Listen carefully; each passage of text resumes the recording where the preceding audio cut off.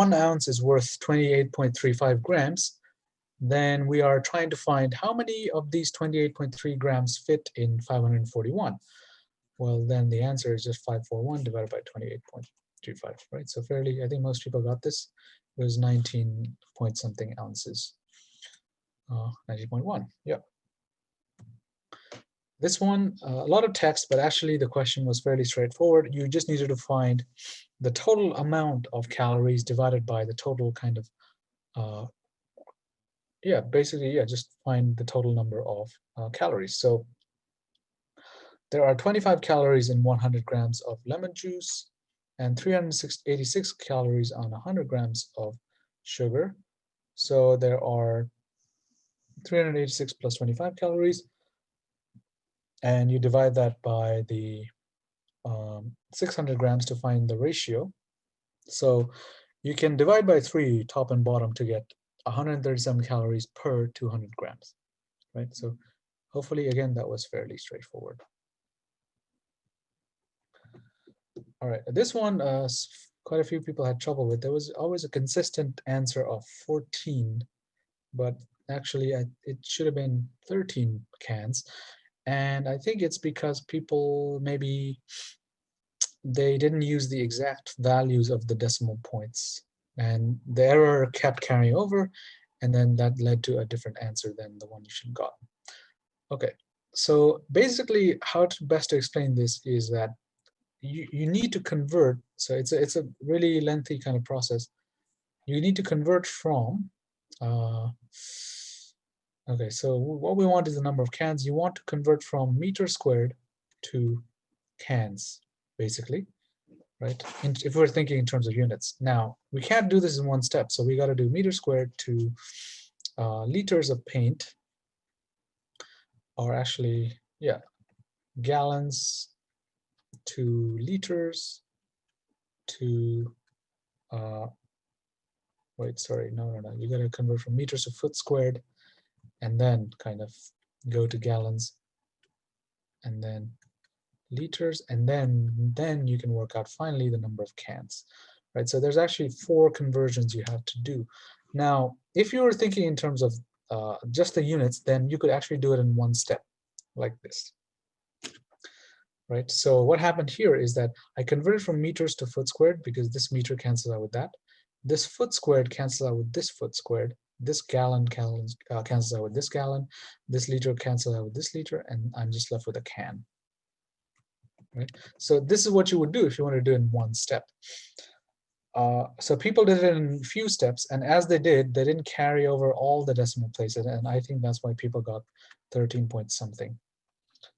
But if you did it this way, then you should have gotten 12.6. But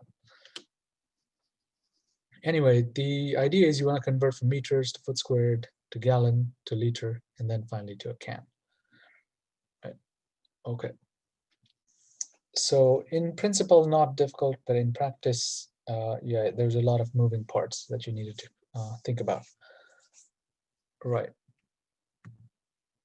Okay, and percentages, part 1 and part 2 was okay for most people. Part 3 and part 4 were a bit trickier. So let's see.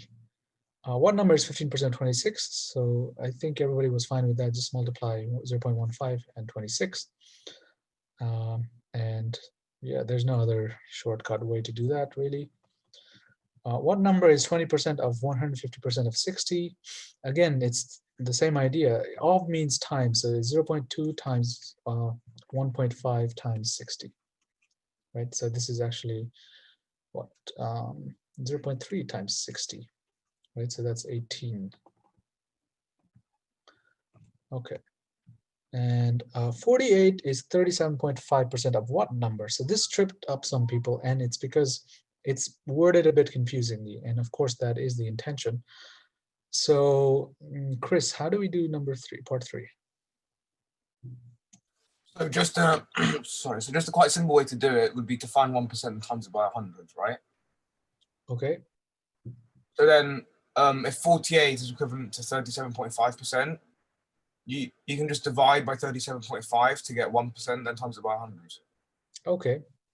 So okay, yeah, it's going to be okay, I can't do that in my head, but yeah, that's totally fine. Okay, so if you were trying to do it like an algebra way, then you could say that 48 is 0.375 of some number x. So x must be 48%, 48 divided by 0.375. And that would be your answer, 128. Okay, half is 140% of what number? So if you could do part 3, then you should be able to do part 4 as well, because they are the same question, just different numbers. So baby, how do you do part 4? Sorry, well, you just do the same thing. You just do like half divided by 140 and then times it by 100. Okay, what does it give? 0.3571428. And okay, it's got, so we want to avoid those decimal digits. Give us a fraction. I don't know. 1 over, wait, let me see. 5 over 14, I think. Okay, did you use a calculator for that? Yeah. Okay, so let me show you how to do it. It's basically, again, people find fractions a bit difficult, and I can see why, but do you agree that this can be rewritten as that? Right, so this can be rewritten as that. This is the exact same as that. Because the half is at the top and 100 is also at the top, so I can kind of swap over, right? So a over b times c is equal to a times c over b. They are the same thing. That's just what I did here. Half is the a. Now 100 over 14 is just, I can cancel the zeros and I can simplify. That becomes 5 over 7. So 5 over 14. Okay, 5 over 14. Right. So those were meant to be straightforward. And B, how many minutes are in 20% of a day? So I think everybody did fine with this. And it was meant to be a straightforward question. A day has 24 hours, and then you're going to convert to minutes, and so on. So there are 1,440 minutes in a day. 20% of this is 288. Okay, C is, it's kind of a very standard GCSE kind of question that you might see. So radio store reduces all of its Monday prices by 20%. On Wednesday, by what percent should the Tuesday prices be reduced so that it costs half its Monday price? Sichi, how did you do this? I got this wrong. I was 0.5% off. So you said it was 0.5% off? Yeah, I got 38%. Oh, I mean, yeah. So how did you get that answer? Oh, so Monday, I put like a number in just for my own thing. So I did Monday equals £20, and then Tuesday would be 20 times 0.8, which would equal 16. Okay. And then on Wednesday, it has to be what percentage of 16 is less than 10. So I did 16 times by 0.62, which equals 9.92. Okay. And then I did 1 take away 0.62, and then times that by 100, and I got 38%. Okay, well, you're nearly there. You're just being too imprecise, right? So what you're saying is you need to reduce 16 by some percentage to get it to 10, right? Yeah. Okay, if you want to reduce 16 by p%, what should you multiply 16 by to get 10? 10 over 16. Yes, so in terms of p though, what should you multiply? If 16 has been reduced by p%, what's the answer? 16 times? P. Nope, that finds p% of 60. 1. If you want to reduce 16 by 10%, what do you do? 16 times by 0.9. Where did you get 0.9 from? 1 take away 0.1. Yeah, okay, so if you want to reduce by p%, what do you multiply by? 1 take away 0.p. Close, but p could be like 20. Do you do 0.2? Yeah. Okay. I mean, yeah, to do 0.2, you divide by 100, right? It's not always the, Yeah. okay, so it's not 0.p, but p over 100. Because remember, percent just means out of 100, right?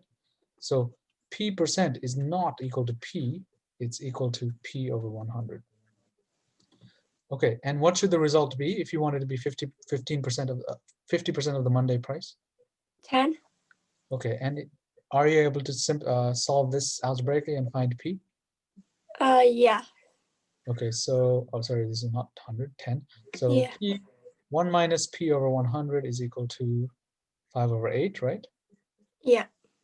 So then p over 100 is equal to how much? 1 and 5 over 8. 1 minus 5 over 8. So this is 3/8.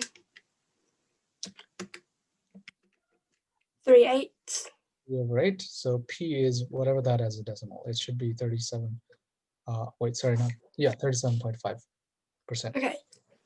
Yeah, Yeah. thank you. Right. So yeah, basically what we're doing is first we reduce the price by 20%, which is 0.8 times by 1 minus p over 100, and that is equal to 0.5. So if you solve that, you get 37.5%. Okay, and part C is a question that a lot of people had confusion about, and mainly because they did not read the question carefully enough. Right. So first, it says P is 50% of Q, and R is 40% of Q, and people were mostly fine with that. The last part is what people had problems with. Is the question is asking what percent of R is P, not what percent of P is R. Right. Those are separate things. Okay. So Satya, how did you do this? I didn't get this right, but Okay, let's try it. So can you tell me what the first two bits of information are saying? So P divided by 2 is equal to Q, Okay. and R divided by, R times by 0.4 is equal to Q. Okay, so that's not right. It's saying R is 40% of Q. Oh, sorry, Q times by 0.4 is equal to R. Okay, right. Now, how do we go about finding what percent of R is P? Well, you could do Q divided by 0.4 Q. Okay, so what does that give you? That gives you 2.5.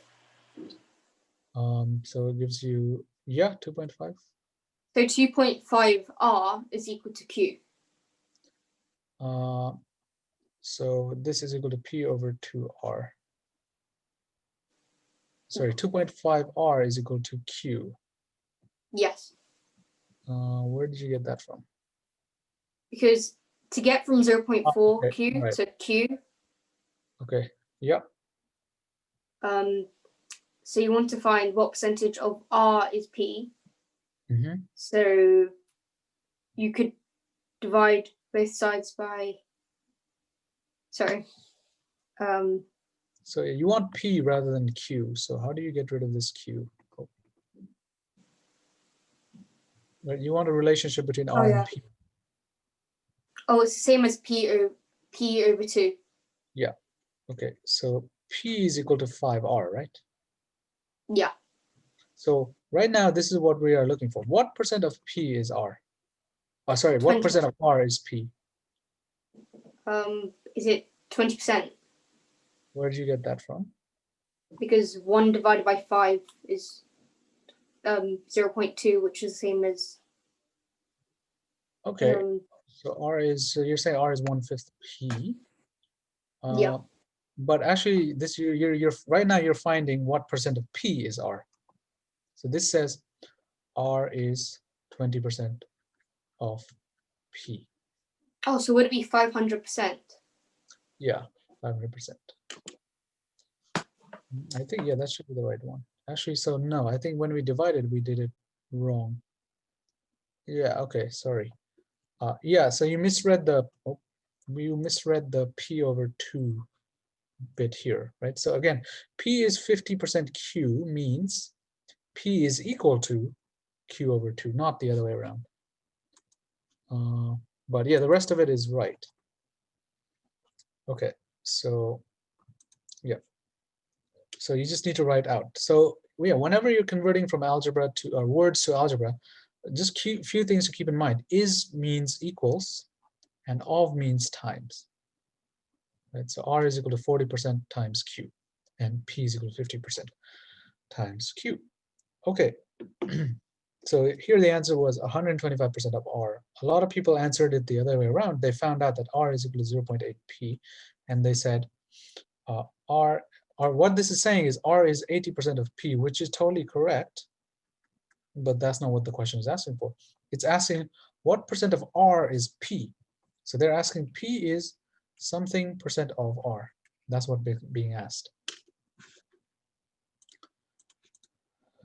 Okay, so let's get into proportion then. So the first one is direct proportion, and I think most people have met this before. So, but I'll quickly go over it anyway. So whenever the ratio of two variable quantities is always the same, we say that the two quantities are in direct proportion. So if one gets bigger, the other one also gets bigger by a proportional amount. Right? That's what it's saying. When you buy something in the store, the price is proportional to, or directly proportional to, the amount of things you buy, right? So if you buy two things, it costs twice as much. If you buy 5 things, it costs 5 times as much. That's called direct proportion. The ratio of the two quantities is always the same. So X is directly proportional to Y, that's how we say it. And in terms of like, and in math, we get this habit to read from left to right. Of course, that's because that's how we read English, right? So when people say the word X equals Y, all they think about is, oh, X is equal to Y. Sometimes, but people don't realize the opposite also true. Y is equal to X. It seems obvious when I say it, but you'll see what I mean. Okay. So direct proportional kind of questions involving direct proportion is basically just ratio questions, as you'll see. And usually we have to kind of deal with what's known as the constant of proportionality, right? So in school, you might see it written like this: X is proportional to Y. This kind of fish symbol means proportional to. And then this is just another way of writing X is equal to some constant K times Y. Okay? You'll notice that the ratio of X over Y is always constant. That's what direct proportion means. X over Y is constant. Okay, so let's look at this. I'll just kind of quickly do this as an example, and the questions will get harder. So the part A says X and Y are directly proportional to each other. Now remember what this means. It means X over Y, the ratio is constant. Now I don't have to do it X over Y. I can also choose Y over X. It does not matter, but I'm just going to use X over Y. So this ratio is constant. Now, we are given that X equals 5 when Y equals 9, which means 5 over 9 is my constant. And we are asked, what is Y when X is 14? Well, if the ratio stays the same, then I know that it'll still equal 5 over 9, right? So 14 over Y. Okay, that's what direct proportion means. I've increased the X from 5 to 14. What does Y increase to from 9? Well, it's just a matter of algebra now. I just solve it, right? So Y is equal to 14 times 9 over 5. And it's not going to be a whole number, so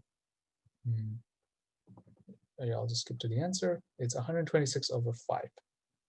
That's all it is. The ratio stays constant. Okay, part B. If A and B squared are directly proportional to each other, and A equals 5 when B equals 9, what is A when B equals 2?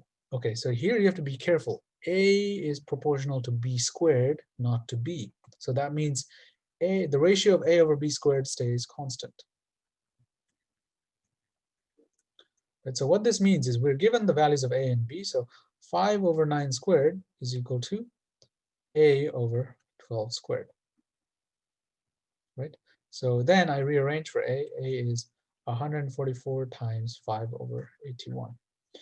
And again, I don't think it's a whole number, so I'm going to skip. So A is 80 over 9. All right, so that's all there is to direct proportionality. Okay. Okay, yeah, so it seems wordy, but actually it's not so bad. So Dr. 2 must administer an emergency medicine to his patient, Mrs. Jones.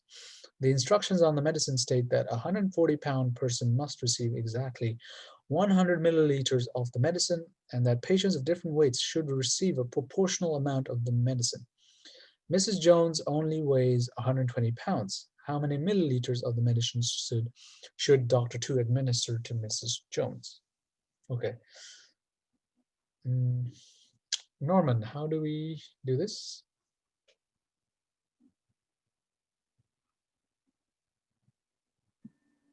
Well,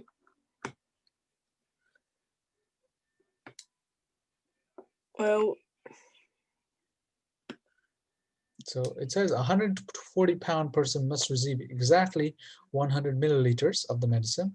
So how much should Mrs. Jones receive? so we have to like find out how much is for 120 pounds, I guess. Yeah, how do we do that?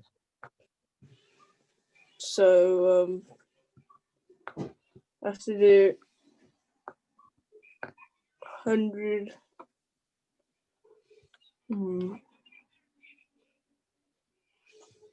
So it's still a ratio question, right? It's saying a 140-pound person needs 100 milliliters. How much does Mrs. Jones weigh? 120 pounds. So Okay, so how many milliliters should she receive?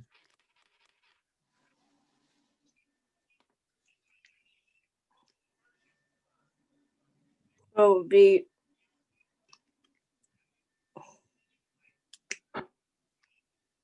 you'd have to find out like I think So how many per pound, right? First? yeah. So how many per pound do you think it will be? 1 pound should be how many milliliters? So 100 divided by 100. So Yeah. So can you give that to me as a fraction? just 140 over 100. think. Nope, nope. 1 pound is, it's the other way. 100 divided by 140. Oh, 100 divided by 140. Sorry. That's 5 over 7. So 120-pound person must receive. So you have to times that by 120. I guess Yeah. both. Yep. So that is what?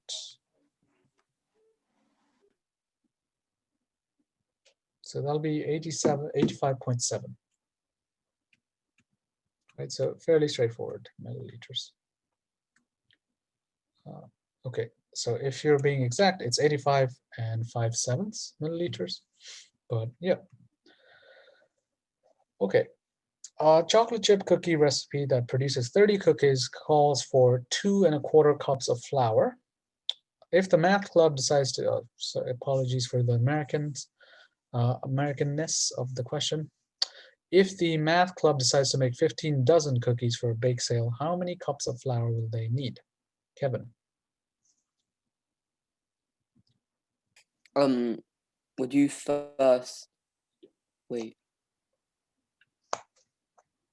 You have to first work out how many 15 dozen is. Yeah, how many is it? Do you know? Is it 15 times 12? And that's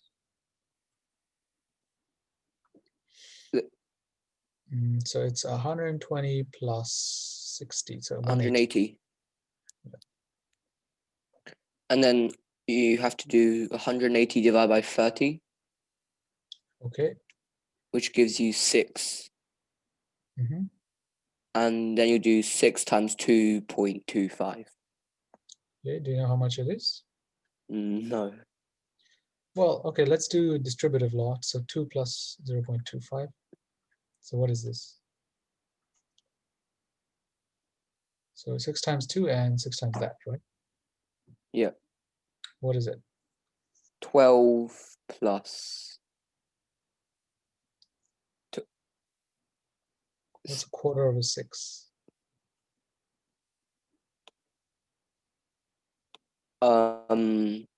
Well, 6 over 4 is 3 over 2, right?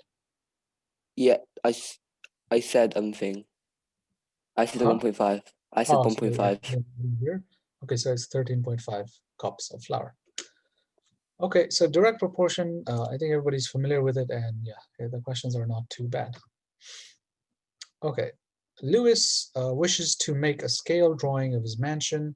If his mansion is 50 feet tall, and he wishes to scale his diagram show that 3 inches represents 8 feet, how tall is the mansion on paper? Jingyao. Mansion is 50 feet tall, which is a diagram. Don't you divide 50 by 8? Okay. 50 divided by 8, and then that's how many in 3 inches you need to add on the paper,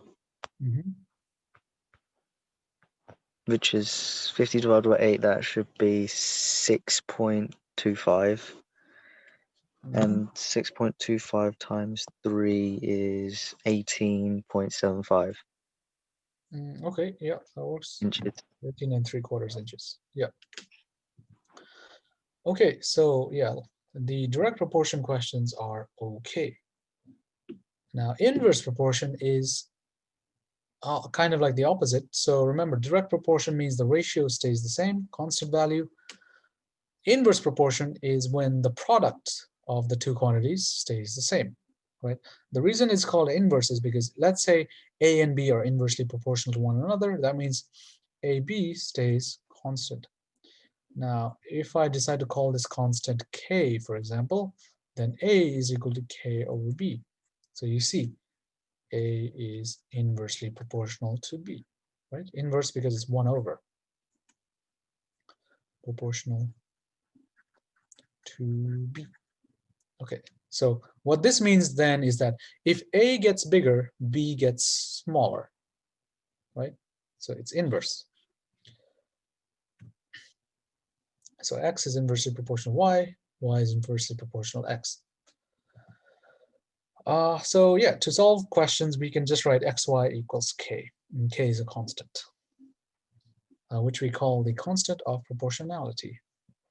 But usually when you do the questions, you don't really think about k too much, unless they ask you to work it out. Okay, so example, I'll kind of do this. P and Q are inversely proportional, and P equals 7 when Q equals 24. Find P when, oh, sorry, I messed up because this is the same. Right, okay. Okay, so apparently P equals 14. I forgot what this was. It must be 48. Wait, no, it must be 12. Right, because P has grown by 2 times. Q must decrease by 2 times, right, because they're inverse. But okay, ignore that one. Part B, if W squared and Z cubed are inversely proportional and W equals 3 when Z equals 12, find Z when W equals 6. Okay, again, be careful. W squared is inversely proportional to Z cubed, which means the product of W squared and Z cubed is constant. Okay.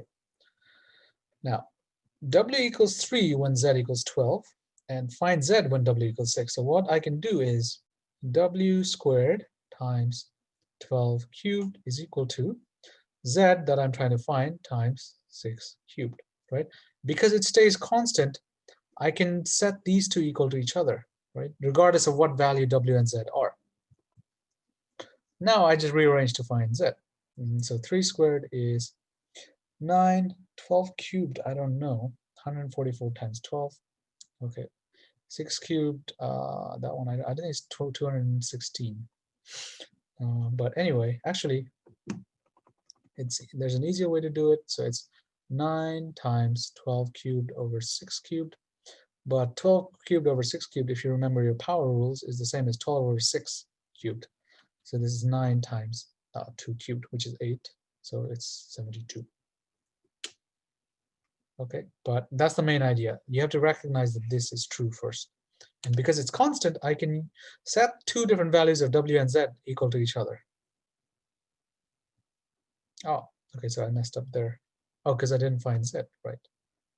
Yes, because this is Z cubed. Oh, I messed up so many times. All right. So what it's saying is it's 6 squared times w cubed. Okay. Oh no, 6 squared times z cubed. And I rearranged to find z. Okay.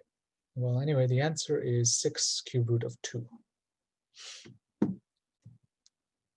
Okay, so this leads to some of these classic questions where, Tom is doing a job in this many hours, Harry is doing a job in this many hours, and how long does it take them to do one job in, together, that kind of stuff. So 12 people together can clear a field in 18 minutes, or sorry, hours. In how many hours could 9 people have cleared the same field?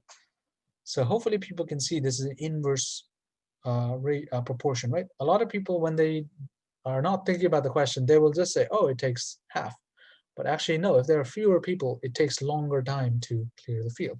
So it's an inverse, right? Okay. Right, so, no. Okay, so it looks like Livia has escaped. All right. Bebe, how do you do this? So 12 can clear 18, and then so 9 is, so trying to find out how many hours 9 people can clear it. So you do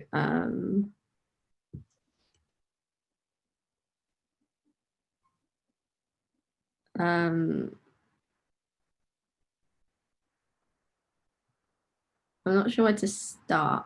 Oh wait, I know. So you can find out. Oh no, I don't think that's right. So let's see the idea of inverse proportion, okay? Mm-hmm. So if 12 people work, all right, so it's like this. One field is cleared when 12 people work for 18 hours, right? So 12 times 18, so our units are going to be people hours, yes? 12 times 18 people hours gives you one field clear. Yeah. Okay, I still want one field clear, but this time I'm using, I'm not using, but I have 9 people. So how many people hours do I need? Well, you can do, so I'm not sure, but can you just do 12 times 18? I don't know what that's 120 and Well, 260. okay, you don't need to multiply it out to work out t, right? Yeah. So 12 times 18 equals what? 216. Oh no, I meant what should it equal? If I'm trying to work out the time. Oh, Okay, all right. So maybe I'm not transparent enough, but what I'm saying is 12 people and 18 hours gives you one cleared field, right? yeah. 12 people working for 18 hours, that gives me one field clear. Now, the question is 9 people working for how many hours gives me still one field clear, right? Yeah. Okay, so then do you agree that I'm going to call it, since I don't know this and I would like to know this, I'm going to call it T.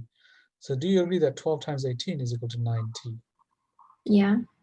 So I don't need to work out what that is. So I divide by 9, this becomes 2. So T is 24. Right? Okay, right. So again, the idea here is inverse proportion, right? So because the number of people decrease, the time it takes to clear the field increases, right? So it's opposite. So it's inverse. Okay. 24 hours. All right. So basically what you should think, remember, inverse proportion is all about this equation here. Maybe I should have put it in blue so that people would see its importance, but the product stays constant. In this question, the product that stayed constant was people times hours, because 12 people working for 18 hours, that gives you one field clear. The product stayed constant. Okay, so this is a more of an algebraic question. So prove that if positive numbers x and y are inversely proportional and y and z are inversely proportional, then x and z are directly proportional. Okay, all right. Livia, how would you do this?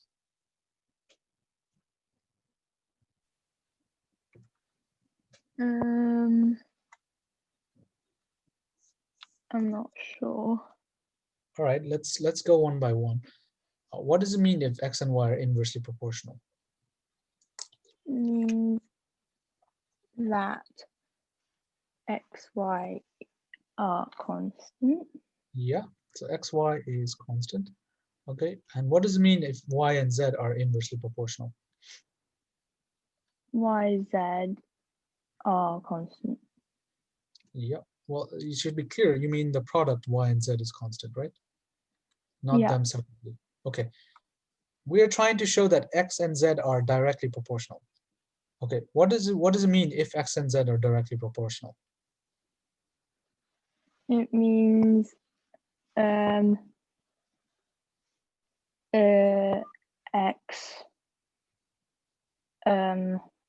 x over z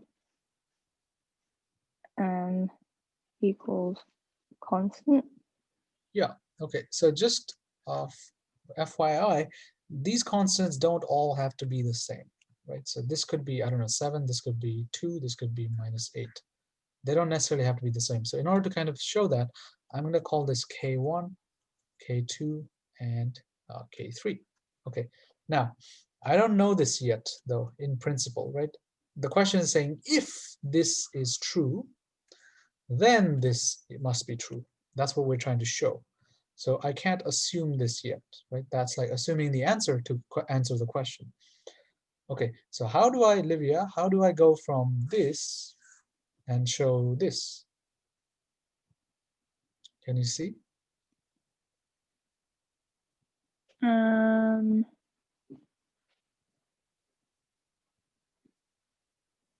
So basically, I want to get rid of y, basically.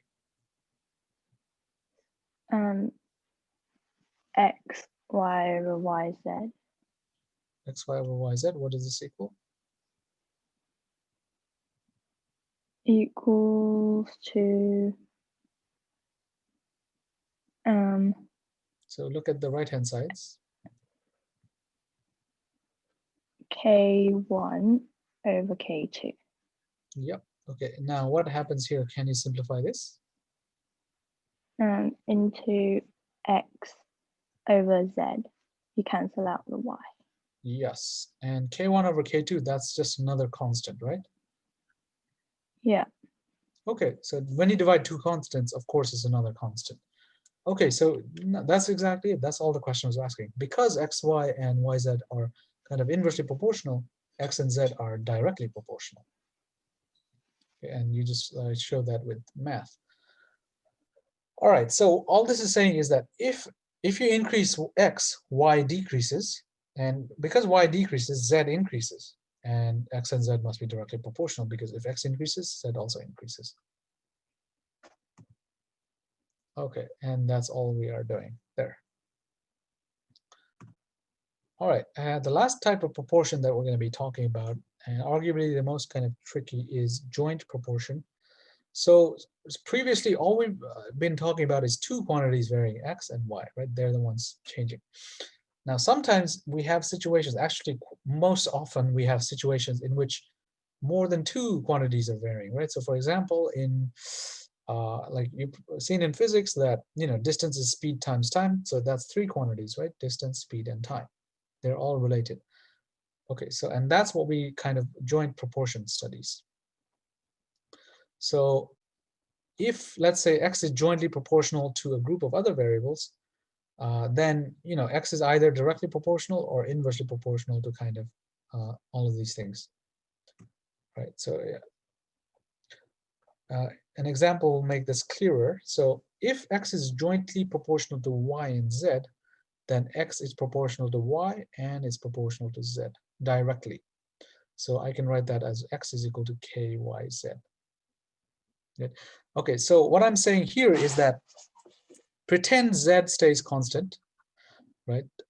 Okay, so let me use distance and speed and time as my example. Distance is speed times time.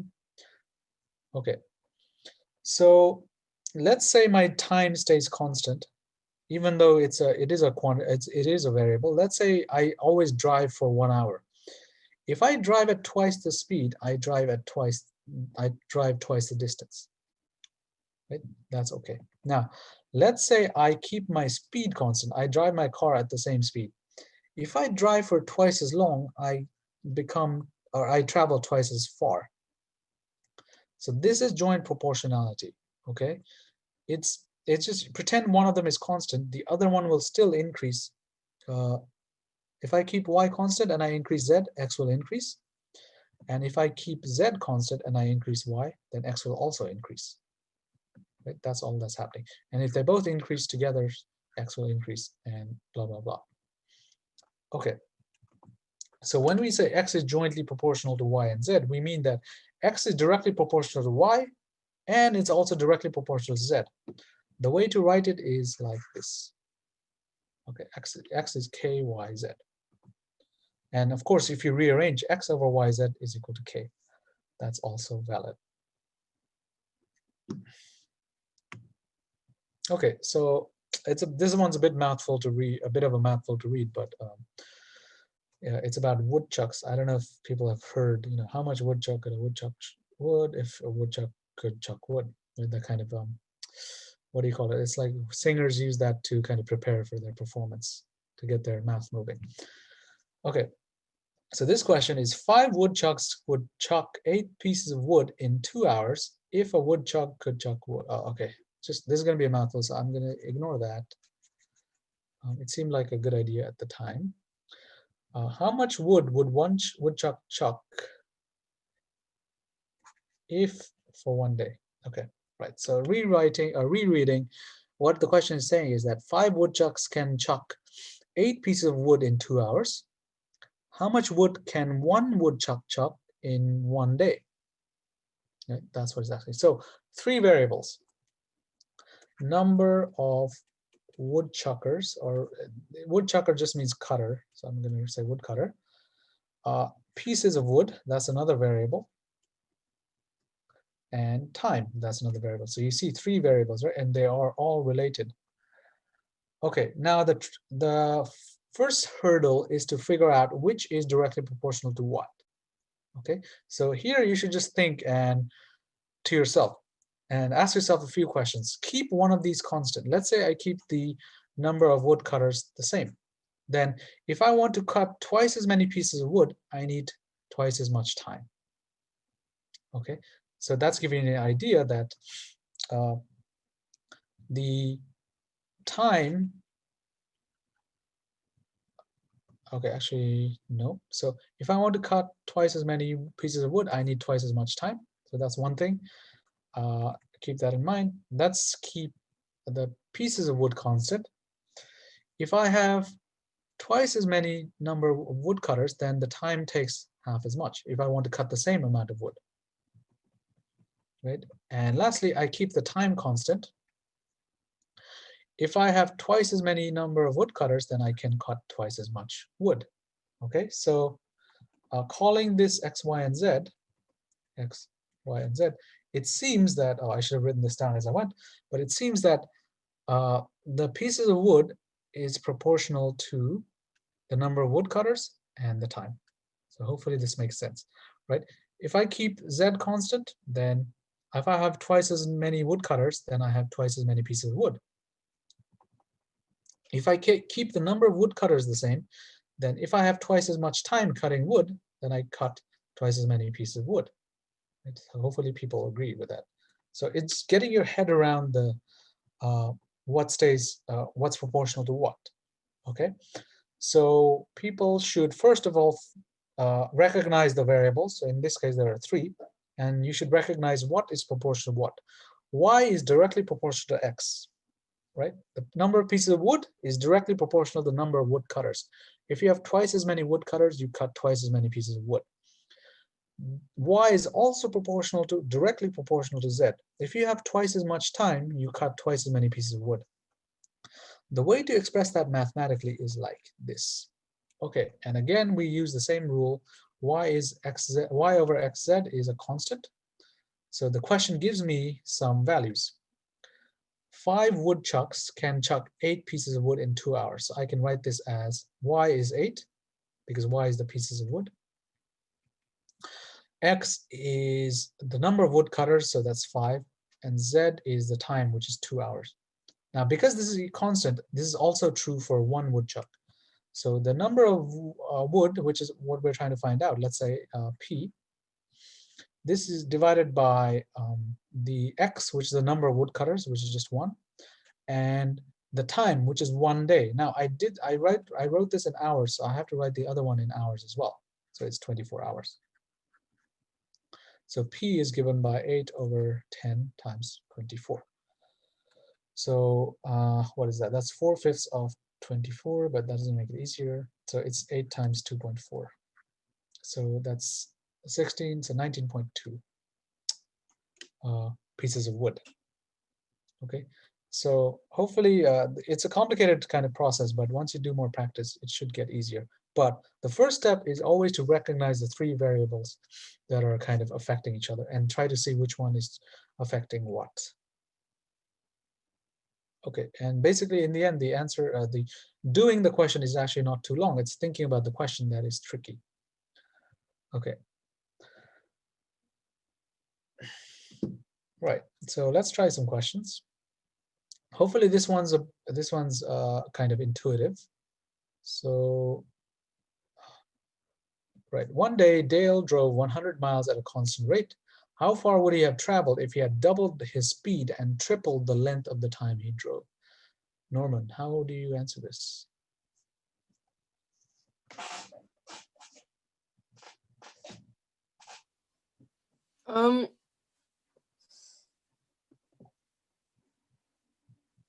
Well, first you'd have to like find how fast he drove. Well, you don't know that. You know, yeah, you don't know. Yeah.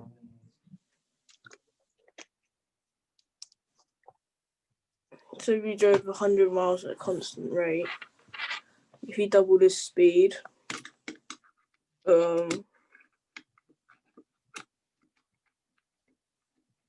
I'm not really sure. Okay, well, so again, you have to recognize the 3 quantities. What are the 3 quantities of interest here? Well, he drove 100 miles constant rate, then how far he would travel if he doubled and tripled the length of the time he drove. Okay, so what are the quantities of interest here? How far he would have traveled. So the distance. Yeah. What other quantities are of interest? Speed. Yeah, and there's one more.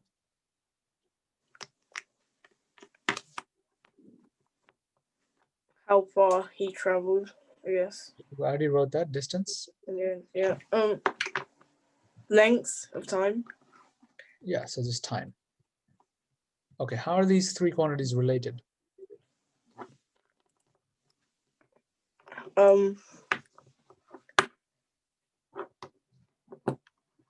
They're all like. You should know. Distance is. I'm not really sure how they're related, to be honest. Well, okay, if you're going in your car at 50 miles an hour and you travel for time t, how far do you travel?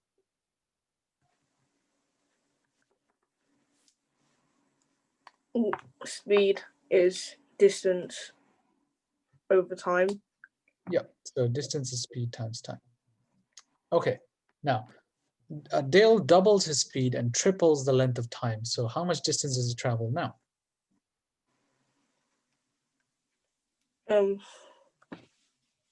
Times by 6. Yeah, right. So v becomes twice as much, t becomes 3 times as much, so d becomes 6d, right? 6 times as much. That's all.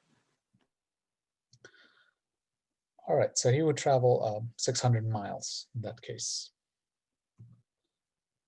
Okay, 5 chickens can lay 10 eggs in 20 days. How long does it take 18 chickens to lay 100 eggs? Okay, Kevin?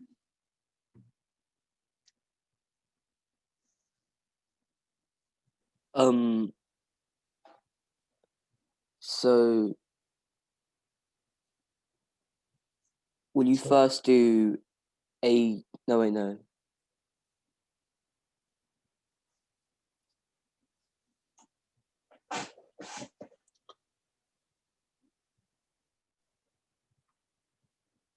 So first, what are my 3 quantities here that I'm interested in? 18. No, quantities like that. Oh, oh, sorry, I didn't hear what you said, sorry. It's the number of chickens. Yeah, I said. And? Time. Yep. And one more? And eggs. Number of eggs. Okay. Now, which is directly proportional to what? The chickens, because it's 5 and 18. Well, okay. I mean, which 2 quantities are directly proportional to each other? 100. Sorry. Wait. The number of egg. Number of eggs is directly proportional to number of chickens. Yeah, that's right. And what else is it directly proportional to? How long it takes? Yeah, so the equation I can write is Z equals some constant times XY, right? Because if I keep Y constant, if I keep the time constant, then if I double the number of chickens, I have double the number of eggs. And if I keep X constant, if I take twice as long, then I have twice as many eggs. Okay, right, so now how do I find the time from here? Kevin? So if it's 100 eggs, will it have to be? So you should use this formula. So I know that Z over XY will be a constant. Right? Yeah. So okay. 10 over 20 times 5, which is 10 over 100, so it's 0.1. Yep.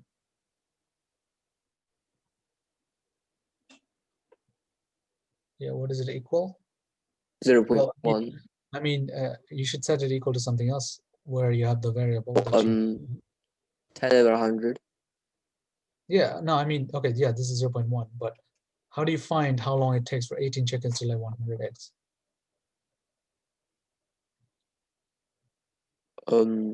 Because it's constant, you can also use different values. 0.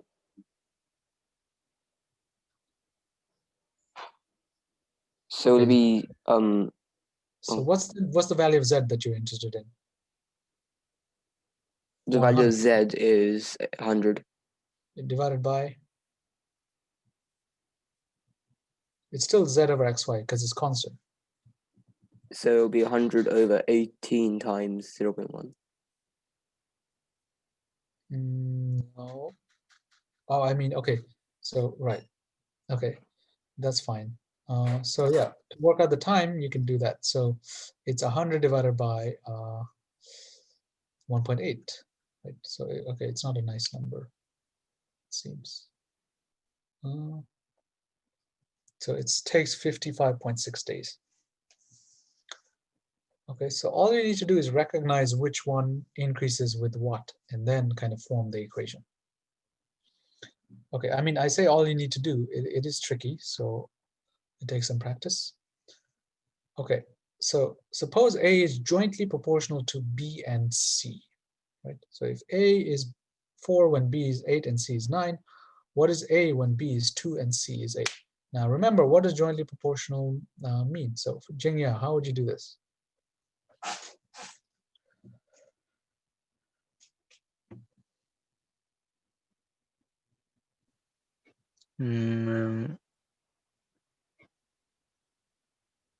So what does it mean A is J is jointly proportional? Is it A is proportional to B and A is also proportional to C? Yes, so how do I express that as an equation? A equals KB and A equals KC, separate equation. So you can actually express it in one equation like this.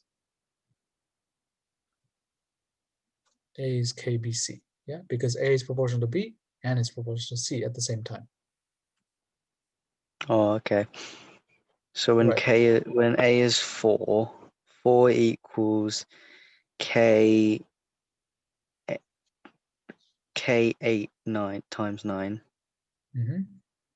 So 4 equals K times 72. Okay. And 4 over 72 will equal K. Okay, so you can find the constant if you want. What is that? That's 2 over 36, 1 over 18. 2 over 36, yeah. 1 over 18. Okay, so how do you find A when B is 2 and C is 18? A will equal 1 over 18 times 2 times 18. Mm-hmm. So And A will be 2. Yeah. Because the 18s cancel out. Yeah. Okay. Right. So that's the main thing. If 3 or A is jointly proportional to B and C, that is the equation to be using. Okay, so A is 2. All right. Let's see. I don't think actually we have time for this because it's kind of a long question. Let's see. We should do the rest. No.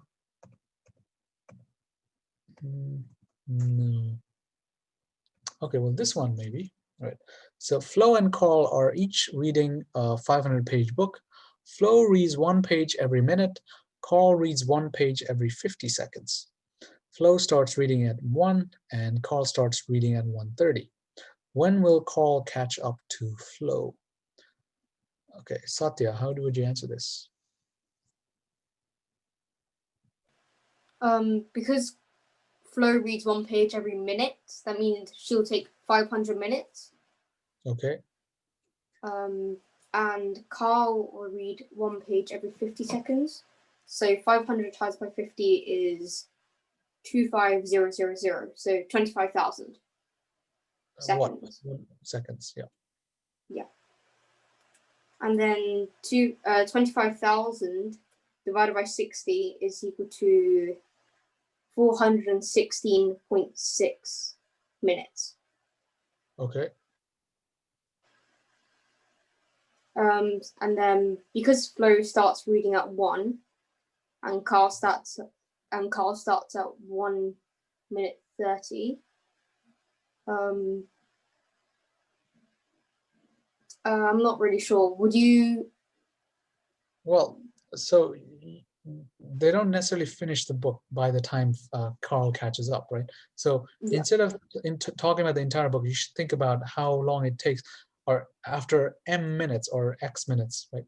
How far Flo has read. So Flo has read M pages in M minutes, right? Yes. Flo reads M pages.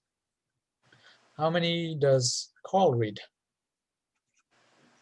1 page, 50 seconds. Oh. Yep.